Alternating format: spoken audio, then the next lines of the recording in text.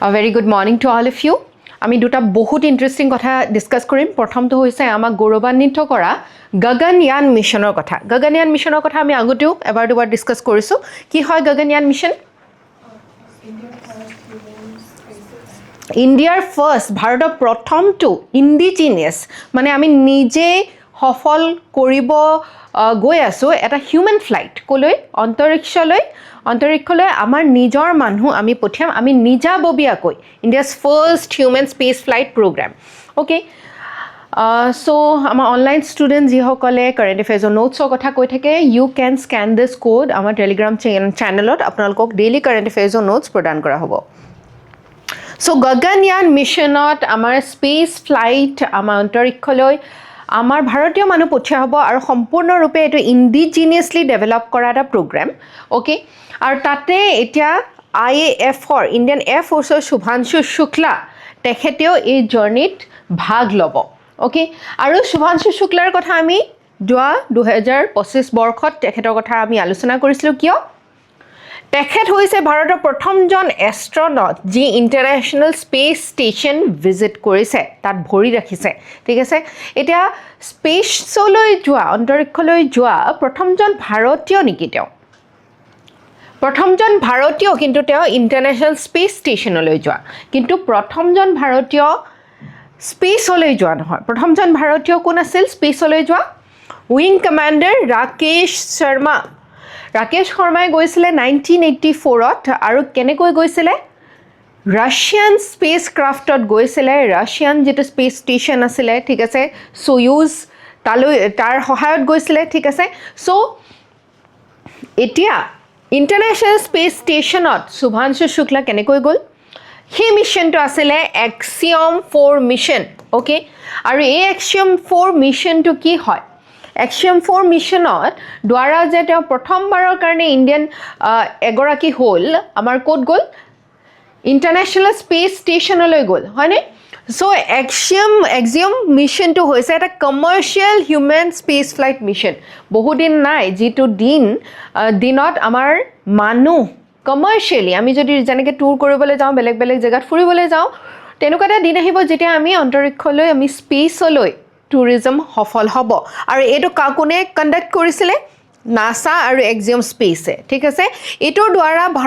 ভাৰতে যে ইয়াত পাৰ্টিচিপেট কৰিলে শুভাংশু শুক্লা যে তালৈ গ'ল ঠিক আছে ইণ্টাৰনেশ্যনেল স্পেচ ষ্টেচনৰ প্ৰথমবাৰ ভৰি ৰাখিলে ই কিয় গুৰুত্বপূৰ্ণ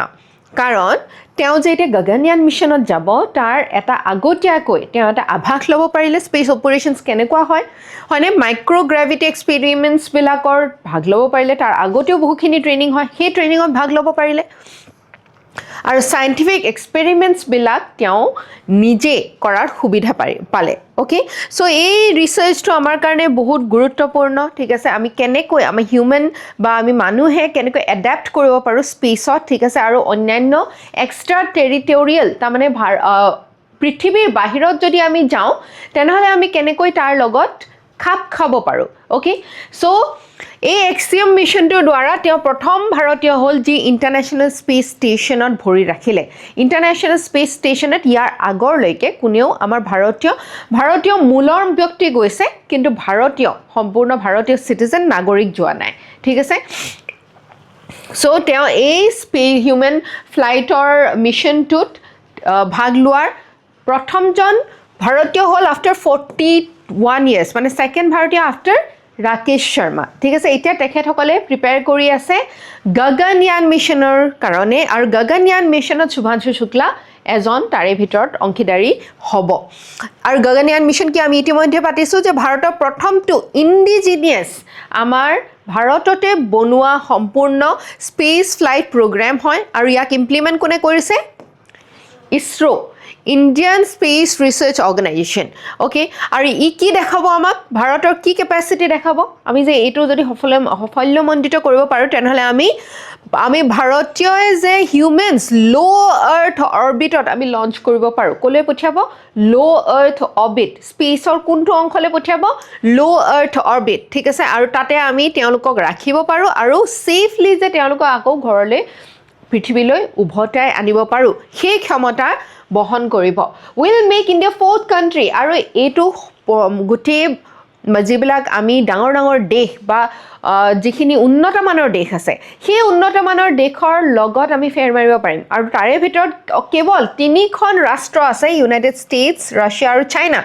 এই 3খন ৰাষ্ট্ৰইহে নিজৰ মানুহ স্পেচলৈ এনে ইণ্ডিজিনিয়াছলি মেড প্ৰগ্ৰামৰ দ্বাৰা পঠিয়াব পাৰিছে অ'কে সো এই গগনয়ান মিছনৰ ওপৰত তোমালোকৰ প্ৰিলিমছত প্ৰশ্ন সুধিছে ঠিক আছে UPSCত আৰু আকৌ সুধিব মেইনছতো সুধিছে আকৌ সুধিব কিয় কাৰণ এইটো প্ৰথমটো তেনেকুৱা এটা স্পেচ ফ্লাইট হ'বলৈ গৈ আছে সম্পূৰ্ণ ইণ্ডিজিনিয়াছলি ডেভেলপড বাই ইছৰো 3জন এষ্ট্ৰনট পঠিয়াব তাৰে এজন হ'ব শুভাংশু শুক্লা অ'কে আৰু এইটো around 400 কিলোমিটাৰ লো আৰ্থ অৰ্বিট আমি লিঅ'ৰ কথা পাতিছোঁ ইতিমধ্যে কলৈ পঠিয়াব বিশেষকৈ লো আৰ্থ অৰ্বিটলৈ পঠিয়াব আৰু এপ্ৰক্সিমেটলি কেইদিনীয়া হ'ব 3দিনীয়া 3জন এষ্ট্ৰনট 3 দিনৰ বাবে যাব ঠিক আছে আৰু তেওঁলোকে ঘূৰি আহিব ইণ্ডিয়ান ৱাটাৰ্ছ কিয় ইণ্ডিয়ান ৱাটাৰ্ছ বুলি কৈছে যেতিয়া ঘূৰি আহে তেতিয়া পানীৰ সহায় লোৱা হয় যাতে ছেফ ৰিটাৰ্ণ হ'ব পাৰে লঞ্চ ভেহিকল হ'ব এইটো বহুত গুৰুত্বপূৰ্ণ human rated LVM-3 rocket launch vehicle আমি বেলেগ বেলেগ প্ৰকাৰৰ পাওঁ কি শুনিছা তোমালোকে PSLV হয়নে GSLV যেতিয়া চন্দ্ৰয়ান পঠিয়াইছিলে কোনটো লঞ্চ ভেহিকল আছিলে আমাৰ PSLV okay GSLV to recent times of cryogenic engine ব্যৱহাৰ কৰা দেখিবলৈ পোৱা গৈছে এই গুটেই কেইটা লঞ্চ ভেহিকল অতি গুৰুত্বপূৰ্ণ ঠিক আছে এই লঞ্চ ভেহিকল কেইটাৰ ওপৰতো প্ৰশ্ন সোধে কেনেকৈ ইটো হিটোৰ মাজত ডিফাৰেন্ট হয় okay সো তোমালোকে এটা হোমৱৰ্ক কৰিবা PSLV কি হয় GSLV কি হয় আৰু LVM-3 এই যেটো লঞ্চ ভেহিকল এতিয়া লোৱা হ'ব আমাৰ গগনয়ান মিছনৰ কাৰণে কিয় গুৰুত্বপূৰ্ণ কাৰণ PSLV আৰু GSLV ৰ যেটো কেপাসিটি পেলোড মানে কি বুজো আমি ৰকেট বা আমাৰ স্পেস ক্ৰাফটত ফ্লাইটত যিমান বস্তু লৈ যাব পাৰি ঠিক আছে বা লৈ যোৱা সম্ভৱ হয় তাক কোৱা হয় পেলোড ঠিক আছে এতিয়া এই যেটো মিছন গগনয়ান মিছনৰ পেলোড হৈছে ইয়াৰ 8000 কেজি ওকে 8000 কেজি আমাৰ এই কিখন PSLV বা GSLV সক্ষম নহয় ইমান ডাঙৰ এটা পেলোড কঢ়িয়াই লৈ যাবৰ কাৰণে তাৰ কাৰণে স্পেশাল আমাৰ LVM-3 ৰকেট ব্যৱহাৰ কৰা হ'ব কাৰণটো হৈছে যে PSLV আৰু GSLV ৰ হিমানখিনি ক্ষমতা নাই ওকে এতিয়া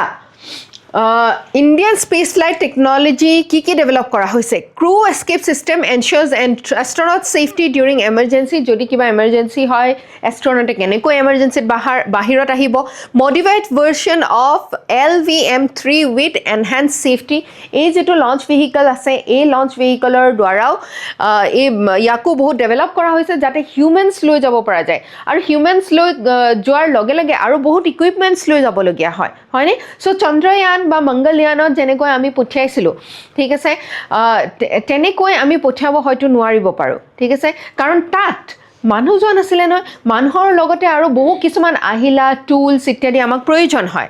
সিস্টেমত অক্সিজেন থাকিব লাগিব টেম্পাৰেচাৰ ৰেগুলেশন হ'ব লাগিব মানুহ যাতে তাতে সুৰক্ষিত হৈ থাকে প্ৰেছাৰ কন্ট্ৰোল হ'ব থাকিব লাগিব ঠিক আছে যাতে এষ্ট্ৰনটে সেই স্পেস ক্ৰাফটখনত ধুনিয়াকৈ থাকিব পাৰে ওকে আৰু safe landing and retrieval after mission completion মিশনটো শেষ হোৱাৰ পিছত সেফ ল্যান্ডিংও নিশ্চিত কৰিব লাগিব ওকে ইতিমধ্যে বহুখিনি প্ৰিপাৰেটৰি মিশন গগনয়ানৰ আগত কৰা হৈছে আনক্ৰু টেষ্ট ফ্লাইট লোৱা হৈছে এয়াৰ ড্ৰপ টেষ্ট লোৱা হৈছে ক্ৰু এস্কেপ ডেমনষ্ট্ৰেচন কৰা হৈছে এইবিলাক আগতীয়াকৈ পৰীক্ষা কৰা হৈছে যাতে মানুহ গৈ পেলাই তাতে মানুহৰ যাতে কোনো ধৰণৰ দুৰ্ঘটনাত বলি হ'বলগীয়া নহয় কোনো মানুহ যাতে তাতে আহত নিহত নহয় ঠিক আছে ৰিলায়েবল হয় সেফটি হয় আৰু মিশনটো ৰেডি হ'ব পাৰে বুজি পাইছা সো হিউম্যান স্পেস ফ্লাইট তো আমাৰ কাৰণে আমি যে গগনয়ান মিশনটো লৈছো কিহৰ কাৰণে লৈছো যাতে আমি আৰু বেছি স্পেসৰ কথা বুজিব পাৰো আমি হিউম্যান বডিৰ কথা বুজিব পাৰো ঠিক আছে আৰু স্পেসৰ তাতে আমি বেলেগ এটা পৰিবেশলৈ যাওঁ আৰু পৰিবেশত আমাৰ বেলেগ বেলেগ ধৰণৰ আমাৰ শৰীৰৰ বেলেগ বেলেগ দুৰ্যোগ আমি ভুগিবলগীয়া হয় ঠিক আছে সেই দুৰ্ভোগৰ কাৰণে আমাৰ কি সায়েন্স কি মেডিসিনস লাগিব ঠিক আছে আৰু স্পেস ইন্ডাস্ট্ৰিটো আমি দেখিছো যেনেকৈ এক্সিয়ম মিশনটো আমি দেখিছো এটা এটা কমাৰ্শিয়াল মিশন হয় এই কমাৰ্শিয়াল মিশন যদি কাইলৈ ভাৰতেও কৰিব পাৰে তেনেহলে ভাৰতৰ অৰ্থনীতিটো তাতে লাভান্বিত হ'ব হয়নে সো আমি এই টেকনলজিত কেনেকৈ আগবাঢ়িব পাৰোঁ তাৰ এটা মুখ্য উদাহৰণ হ'ব গগনয়ান মিছনটো ঠিক আছে সো ইয়াৰ আগতে আমি চন্দ্ৰয়ান প্ৰগ্ৰাম লৈছোঁ চন্দ্ৰ মানে লুনাৰ বা মুনৰ প্ৰগ্ৰামটো ঠিক আছে আদিত্য L1 মিছন আছিলে ভাৰতীয় অন্তৰিক্ষ ষ্টেচন যেটো আমি 2035 লৈকে যেনেকৈ ইণ্টাৰনেশ্যনেল স্পেচ ষ্টেচন আছে সম্পূৰ্ণৰূপে ভাৰতীয় এটা স্পেচ ষ্টেচন আমি 2035 লৈকে ডেভেলপ কৰাৰ কথাও চিন্তা কৰিছোঁ ঠিক আছে আৰু এটা সময়ত আমি চন্দ্ৰলৈও আমি ভাৰতীয় হিচাপে সম্পূৰ্ণ ইণ্ডিজিনিয়াছলি মানুহ পঠিয়াবৰ কাৰণেও আমি প্ৰস্তুত হৈছোঁ ওকে কিন্তু ইয়াত আমি বহুখিনি ইনভেষ্টমেণ্টৰ প্ৰয়োজন হয় ইয়াতে বহুত ক্ৰিটিচিজমো হয় বহু সময়ত যে আমাৰ ভাৰতত ইমানখিনি সমস্যা থাকোঁতে ইমান খৰচী এইসমূহ কাম আমি কিয় কৰিছোঁ ঠিক আছে কৰাৰ ইয়াৰ কিছুমান প্ৰ'জো আছে আৰু কিছুমান কনছ যেহেতু আমি এটা এখন ডেভেলপিং দেশ আমি ফেৰ মাৰিবলৈ গৈ আমি বেছি অৰ্থ ব্যয় কৰিছোঁ নেকি সেইটো এটা কথা আহি পৰে ওকে সো তোমালোকে এই ষ্টেটমেণ্টটো চাবা আৰু প্ৰশ্নটো উত্তৰ কৰিবলৈ যত্ন কৰিবা যেনেকৈ আমি মংগলয়ান মিছনটো তোমালোকে যদি চাইছা তোমালোকে মন কৰিবা মংগলয়ান মিছনটোৰ ওপৰতো অকণমান ৰিচাৰ্চ কৰিবা সৰু এটা মিনি ৰিচাৰ্চ যে মংগলয়ানত যেতিয়া আমাৰ ভাৰতে পঠিয়ালে ঠিক আছে আমাৰ মিছনটো পঠিয়ালে it was one of the most বহুত কম খৰচত পঠিওৱা এটা সাকসেসফুল মিছন হয় ঠিক আছে মংগললৈ আমি যি মিছন পঠিয়াইছিলোঁ এটো গোটেই বিশ্বৰ ভিতৰত আটাইতকৈ কম খৰচত পঠিওৱা এটা মিছনৰ ভিতৰত পৰে ঠিক আছে so consider the following statements regarding Gaganyaan mission Gaganyaan is India's first indigenous human space flight programme হয়নে নহয় yes the mission aims to place astronauts in low earth orbit and safely recover them হয়নে লো আৰ্থ অৰ্বিটলৈ পঠিয়াবলৈ গৈ আছে if successful India will become fourth country to independently demonstrate in human space flight capacity হয়নে নহয় 4 নম্বৰখন দেশ হ'ব ইয়াৰ আগতে কোনে কোনে পঠিয়াইছে ৰাছিয়া আমেৰিকা আৰু চাইনা এই তিনিখনহে পঠিয়াইছে okay the mission will be launched during using PSLV launch vehicle হয়নে নহয় কি আছিলে LVM-3 হয়নে সো এইটো হৈছে 4টো হৈছে ৰং ষ্টেটমেণ্ট ওকে এতিয়া ইয়াৰ ওপৰত তোমালোকে এনেকুৱা ধৰণৰ প্ৰশ্ন কোনকিটা হয় আৰু কোনকিটা নহয় এই স্পেচ ফ্লাইট প্ৰগ্ৰামটোৰ লগত জড়িত সেইটো ওপৰত তোমালোকে ভালদৰে চাবা আৰু ওকে নেক্সট হৈছে PM স্বনিধি স্কিম তোমালোকৰ কাৰণে মই প্ৰায়ে কৈ থাকোঁ যে গভৰ্ণমেণ্টে ইতিমধ্যে যিবিলাক নীতি হাতত লৈছে পলিচিছ হাতত লৈছে আৰু যিবিলাক স্কিমছ এতিয়া ৰূপায়ণ কৰি আছে সেই ওপৰত তোমালোকৰ জ্ঞান থাকিবই লাগিব সেই জ্ঞানখিনি কিয় ইম্পৰ্টেণ্ট কাৰণ কাইলৈ তোমালোকে সেয়া ইমপ্লিমেণ্ট কৰিবলৈ গৈ আছা ওকে তাৰে ভিতৰত এটা PM স্বনিধি স্কিম এটা বহুত ডাঙৰ ফ্লেগশিপ স্কিম বুলি আমি ক'ব পাৰোঁ ঠিক আছে বহুত গুৰুত্বপূৰ্ণ বিশেষকৈ কাৰ কাৰণে নিধি শব্দটো আছে নিধি মানে কি কিহৰ লগত জড়িত হ'ব ফাইনেন্সৰ লগত জড়িত হ'ব হয়নে কিন্তু এই যেটো স্কিম আছে এই স্কিমটো কিন্তু মিনিষ্ট্ৰি অফ ফাইনেন্সে কৰা নহয় ঠিক আছে বহু সময় তোমালোকৰ প্ৰশ্ন সোধে এই স্কিমটো কোনটো মিনিষ্ট্ৰিয়ে ৰূপায়ণ কৰিছে বা ইমপ্লিমেণ্ট কৰিছে কাৰ্যকৰী কৰিছে সেই ক্ষেত্ৰত তোমালোকে কিয় জানিব লাগিব কাৰণ কি তোমালোকে ইমপ্লিমেণ্টিং এজেন্সিজ হবা ওকে এটা স্বনিধি স্কিম বুলি কোৱাৰ লগে লগে তোমালোকৰ মনত আহিব পাৰে যে এইটো ministry of finance ministry of corporate এফেয়াৰ্ছৰ হ'ব পাৰে কিন্তু নহয় ওকে PM স্বনিধি স্কিমটো কি হয় ষ্ট্ৰীট ভেণ্ডাৰ মানে ৰাস্তাৰ কাষত যে বিভিন্ন দোকান বহাৰ ইত্যাদি দিয়ে ঠিক আছে আমি কেতিয়াবা ঘুগুনি খাওঁ আমি পুচকা খাওঁ ঠিক আছে তেখেতসকলৰ কাৰণে ষ্ট্ৰীট ভেণ্ডাৰ্ছসকলৰ কাৰণে আত্মনিৰ্ভৰ নিধি PM ষ্ট্ৰীট ভেণ্ডাৰ্ছ আত্মনিৰ্ভৰ নিধি ঠিক আছে PM স্বনিধি আৰু ইয়াৰ গুৰুত্বটো কি ইয়াৰ অনাৰ কাৰণটো কি okay ministry of housing and urban affairs মনত ৰাখিবা কি নহয় মিনিষ্ট্ৰি অফ ফাইনেন্স নহয় ministry of housing and urban affairs তেওঁলোকে এই বিশেষ স্কিমটো ৰূপায়ণ কৰিব আৰু more than 2.5 lakh loans worth over 430 crore ইতিমধ্যে দিয়া হৈছে ক'ত দিয়া হৈছে নৰ্থ ইষ্টত দিয়া হৈছে নৰ্থ ইষ্টত যিসকল ষ্ট্ৰীট ভেণ্ডাৰ আছে তেওঁলোকক দিয়া হৈছে কি দিয়া হৈছে লোনছ দিয়া হৈছে ঠিক আছে এটা যিকোনো ব্যৱসায় কৰিবৰ কাৰণে আমাক কি লাগে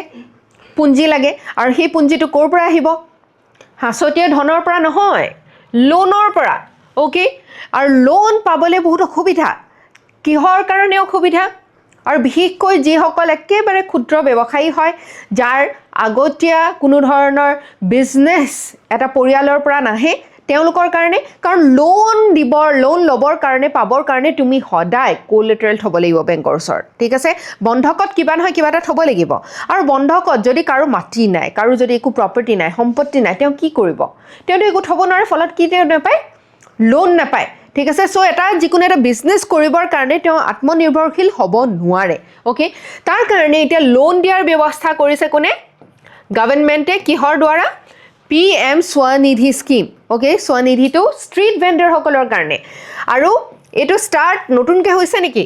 নহয় ইতিমধ্যে 6 বছৰ হৈ গৈছে এই পাৰ্টিকুলাৰ স্কিমটো ওকে আৰু এই স্কিমটোৰ মেইন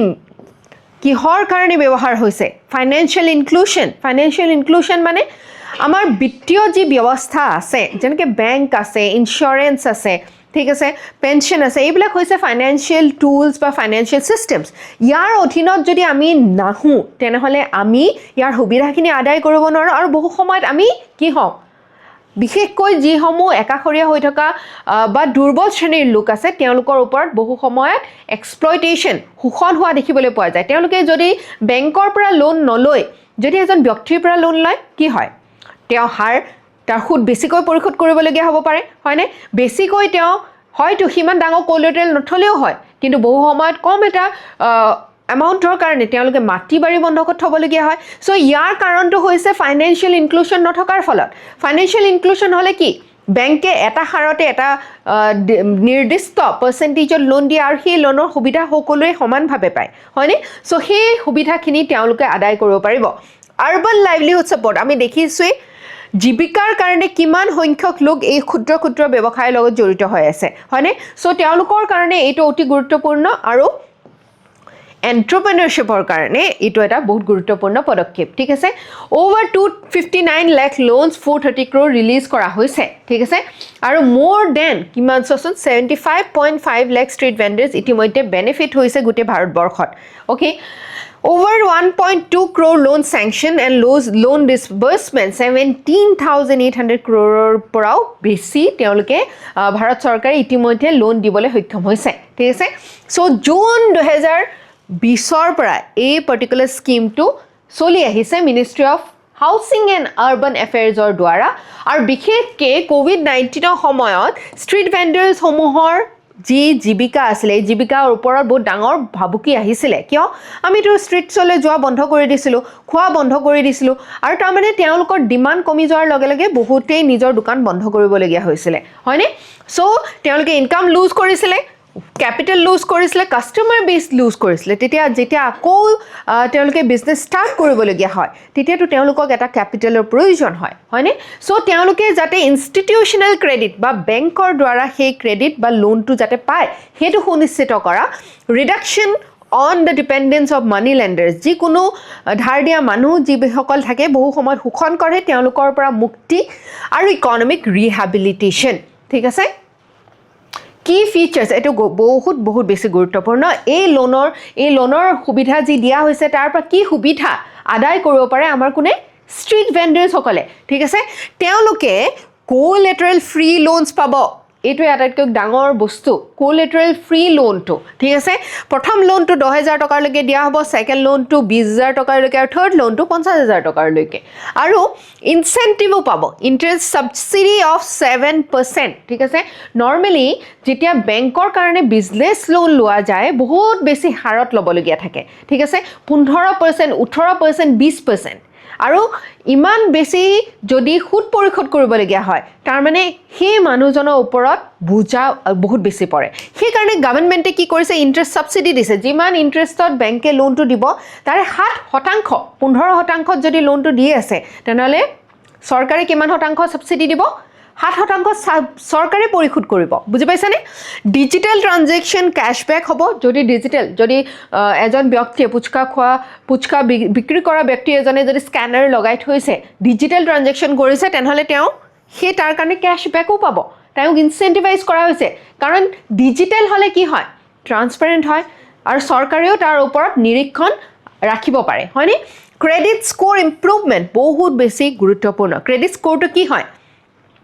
যেনেকৈ আমি চিভিল স্ক'ৰ বুলি কওঁ ঠিক আছে ক্ৰেডিট স্ক'ৰটো হৈছে এজন মানুহে ধাৰ লোৱাৰ পিছত সেই ধাৰ কিমান ভালকৈ পৰিশোধ কৰিছে এজন মানুহক তুমি ধাৰ দিলা ঠিক আছে তুমিতো জীৱনত কাৰোবাক নহয় কাৰোবাক ধাৰ দিছা আৰু সময়ত যদি সেই মানুহজনে প্ৰায় কি কৰে ধাৰটো পৰিশোধ নকৰে আকৌ ধাৰ দিব মন যায় নে সেই মানুহজনক নাযায় হয়নে ঠিক তেনেকৈয়ে বেংকেও যিবিলাক মানুহক ধাৰ দিয়ে তেওঁলোকৰ স্ক'ৰটো ৰাখে ঠিক আছে সময়মতে যদি EMI পে'মেণ্ট কৰি আছে এজন মানুহৰ তেওঁৰ স্ক'ৰটো কি হ'ব ভাল হ'ব আৰু তাৰমানে তেওঁৰ ওপৰত বিশ্বাস বেংকে কৰিব আগলৈকে তেওঁ যদি লোন বিচাৰে পিছত আকৌ লোন বিচাৰে তেনেহ'লে বেংকে আকৌ লোন দিব তাক কোৱা হয় ক্ৰেডিট স্ক'ৰ আৰু এই যে ক্ৰেডিট স্ক'ৰটো যিজন ব্যক্তিয়ে এনেধৰণৰ সৰু সুৰা ক্ষুদ্ৰ ব্যৱসায়ী যদি সম্পূৰ্ণ ক্ৰেডিট ভাল ৰাখে তেওঁ যদি সম্পূৰ্ণ পৰিশোধ কৰিছে তেনেহ'লে তেওঁ তাৰ কাৰণে ইনচেন্টিভাইজ কৰা হ'ব অ'কে ফ্লেক্সিবল ৰিপে'মেণ্ট ছিষ্টেম আৰু তেওঁ ৰিপে' কৰিব পৰাকৈ সেই ব্যৱস্থাটো অকণমান লঘু কৰিব ঠিক আছে এনকাৰেজেছ ৰেছপন্সিবল বৰয়িং তাৰমানে ধাৰ লোৱা আৰু ধাৰ ঘূৰাই দিয়া এই ৰেছপন্সিবিলিটিটো যাতে মানুহৰ মনত আহে অ'কে আৰু ইয়াৰ দ্বাৰা কি হ'ব বেংকিং পাব ক্ৰেডিট পাব ইঞ্চুৰেঞ্চ পাব ডিজিটেল পে'মেণ্টছৰ দ্বাৰা গোটেই সমগ্ৰ আমাৰ দেশৰ যিটো বিত্তীয় ব্যৱস্থা ইয়াক আমি ডিজিটেলি কভাৰ কৰাৰ কাৰণে চেষ্টা কৰা হৈছে ঠিক আছে চ' ফৰ্মেল বেংকিং আৰু ক্ৰেডিট হিষ্ট্ৰী যাতে তেওঁলোকে ধৰি ৰাখিব পাৰে ইয়াৰ কাৰণে এটা বহুত গুৰুত্বপূৰ্ণ পদক্ষেপ এতিয়া আমি জানো যে আমাৰ গোটেই যিটো অৰ্থনৈতিক ব্যৱস্থা আছে এই অৰ্থনৈতিক ব্যৱস্থাটোত ফৰ্মেল ৱৰ্কফৰ্চ বেছি নে ইনফৰ্মেল আমাৰ যিমানখিনি শ্ৰমিক আছে কাম কাজ ইত্যাদি বৰ্তমান সময়ত কৰি আছে তাৰে 90% ইনফৰ্মেল ঠিক আছে আৰু ইনফৰ্মেল যিসকল ৱৰ্কাৰ্ছ আছে তেওঁলোকে কি বস্তু আদায় কৰিব নোৱাৰে ছ'চিয়েল ছিকিউৰিটি স্কিমছবিলাক আদায় কৰিব নোৱাৰে ঠিক আছে তেওঁলোকে ইঞ্চুৰেঞ্চ নাপাব পেঞ্চন নাপাব ইত্যাদি আৰু যিহেতু আমাৰ লেবাৰ নৰ্মছবিলাক আগতে ইমান বেছি কমপ্লেক্স আছিলে অ'কে আমি পাইছিলোঁ কিমান আছিলে 37 মান লেবাৰ লজে আছিলে হয়নে সেইখিনি এতিয়া লেবাৰ কোডছলৈ ট্ৰান্সফৰ্ম কৰা হৈছে তাৰো এটা কাৰণ যে আমাৰ লেবাৰ কোডছবিলাক লেবাৰ লজবিলাক ইমান বেছি জটিল আছিলে মানুহে লেবাৰ লজৰ অধীনত মানে যিটো মানে ফৰ্মেল ৱৰ্কফৰ্চ কৰিব লাগে সেইটো মানুহৰ কাৰণে ডিফিকাল্ট হৈ যায় বিজনেছ হোল্ডাৰৰ কাৰণে ডিফিকাল্ট হৈ যায় এতিয়া সেইটো কাৰণত আমি বহু মানুহ ফৰ্মেল ৱৰ্কফৰ্চৰ পৰা বাহিৰত হোৱাৰ কাৰণে তেওঁলোক ভালনাৰেবল হয় খুব সোনকালে শোষিত হ'ব পাৰে হয়নে আৰু তেওঁলোকৰ যি জীৱিকা আছে এই জীৱিকা বহুখিনি মানুহৰ আজিৰ দিনতো ষ্ট্ৰীট ভেণ্ডৰ হিচাপে তেওঁলোকে জীৱিকা নিৰ্বাহ কৰি আছে তেওঁলোকে যাতে ইয়াৰ দ্বাৰা ভালদৰে সুৰক্ষিত আৰু ভাল এটা বিজনেছ এষ্টাব্লিছ কৰিব পাৰে তাৰ কাৰণে গভৰ্ণমেণ্টে লোৱা এটা পদক্ষেপ ঠিক আছে চ' ইয়াৰ দ্বাৰা কি নিশ্চিত হ'ব ফাইনেন্সিয়েল ইনক্লুশ্যন হয়নে ইনক্লুশ্যন যে আমি বিত্তীয় ব্যৱস্থাটোৰ আমব্ৰেলাৰ তলত সকলোকে আনিব পাৰোঁ লাইভলিহুড ছিকিউৰিটি জীৱিকাৰ যিটো সুৰক্ষা আৰু আৰ্বান এমপ্লয়মেণ্ট ঠিক আছে বুজি পাইছা কোনে ইয়াক ৰূপায়ণ কৰে এই স্কিমটো ministry of housing and urban affairs Mahua okay so' এই কুৱেশ্যনটো তোমালোকে কৰা consider the following statements about PM Swanidhi scheme. It was launched by Ministry of Housing and Urban Affairs. হয় নে নহয়? Yes. Scheme provides collateral-free working capital loans to street vendors. হয় নে? Yes. Collateral-free. কোনো ধৰণৰ বন্ধকত থ'বলগীয়া কথা নাই একো ঠিক আছে তাৰ অধীনত তেওঁলোকক collateral-free loans দিয়া হয় capital দিয়া হয় beneficiaries are eligible for interest subsidy on timely repayment যদি সময়মতে পৰিশোধ কৰে তেওঁলোকে interest subsidy পাব হয়নে yes কিমান শতাংশলৈকে interest subsidy তেওঁলোকে পাব 7% 7%লৈকে হয়নে scheme promotes digital transaction through cashback mechanisms and incentives হয়নে নহয় yes যদি ডিজিটেল ট্ৰানজেকশ্যনৰ দ্বাৰা তেওঁলোকে এইটো কৰি আছে তেনেহ'লে তেওঁলোকে কেশ্ববেকো পাব ইনচেণ্টিভাইজ কৰা হৈছে so' all the statements are correct okay so' we will end our chapter with a very beautiful quote এই কোটটো দিছিলে ৰাফ ৱাল্ডো এমাৰ্ছন তেওঁ আছিলে এজন আমেৰিকান ফিলচফিষ্ট ঠিক আছে ফিলচফাৰ যি আমেৰিকান যেতিয়া আমি ফিলচফি বুলি কওঁ তেনেহ'লে আমি প্ৰায়ে পাওঁ ইণ্ডিভিজুৱেলিজমৰ কথা যে ইণ্ডিভিজুৱেলিজম মানে ব্যক্তিকেন্দ্ৰিক যিটো ধাৰণা অ'কে এই ব্যক্তিকেন্দ্ৰিক ধাৰণাত তেওঁ বহুখিনি গ্ৰন্থ লিখিছে বহুখিনি উক্তি দিছে ঠিক আছে তেওঁ কৈছিলে যে the only person you are destined to become is the person you decide to be তাৰমানে তুমি যি হ'ম বুলি ভাবা যেনেকুৱা হ'ম বুলি ভাবা সেইটো সম্পূৰ্ণৰূপে তোমাৰ নিজৰ ওপৰত নিৰ্ভৰ ঠিক আছে তুমি সেইকাৰণে আমি ইমান ইম্পৰ্টেণ্ট এইটো কথা যে আমি নিজৰ মনত নেগেটিভ চিন্তাবিলাক নাৰাখোঁ যদি আমি নেগেটিভ চিন্তা ৰাখোঁ ডাউটছ ৰাখোঁ সেইটোৱে সঁচা হ'ব বিকজ আমাৰ গোটেই এই যিজন ব্যক্তি আছিলে ৰাফ ৱাল্ডো এমাৰছন তেওঁ ভগৱদ গীতা উপনিষদ আৰু আমাৰ ইষ্টাৰ্ণ যিটো ফিলচফি আছিলে ইষ্টাৰ্ণ ফিলচফিৰ পৰা যথেষ্ট বেছি অনুপ্ৰাণিত হৈছিলে আৰু ইষ্টাৰ্ণ ফিলচফিত বহুত এইটো কথাৰ ওপৰত কনচায়েন্সৰ ওপৰত আমাৰ আত্মচেতনাৰ ওপৰত বহুতখিনি কথা কয় হয়নে গীতাত কথা কয় যে আমি যদি ভিতৰ চোৱাত আমি চাওঁ ভুল শুদ্ধ কি হয় আমাৰ ভিতৰ চোৱাই কৈ দিয়ে কিন্তু ৰাইট চ' আমি বেলেগত বিচাৰি ফুৰিব নালাগে ভগৱান আমাৰ অন্তৰ আত্মাতে আছে এই ওপৰতে তেওঁ ব্ৰহ্মান যিটো কথা কোৱা হয় যে পৰমাত্মা ব্ৰহ্মা ঠিক আছে এই ওপৰত এই মানে ফিলচফি এই ধাৰণাটোৰ ওপৰত তেওঁ ষ্টাডি কৰিছিলে আৰু ৱেষ্টাৰ্ণ ফিলচফিটো ইষ্টাৰ্ণ ফিলচফিৰ লগত তেওঁ সংযোগ কৰিবলৈ যত্ন কৰিছিলে অ'কে চ' মনৰ মাজত কোনো ধৰণৰ নেগেটিভিটি কেতিয়াও পুহি নাৰাখিবা বিকজ সেইটোৱে বেলেগক আক্ৰমণ কৰাৰ আগতে তোমাৰ নিজৰ অৰাটোক আক্ৰমণ কৰিব okay with this we wrap up today's session thank you so' much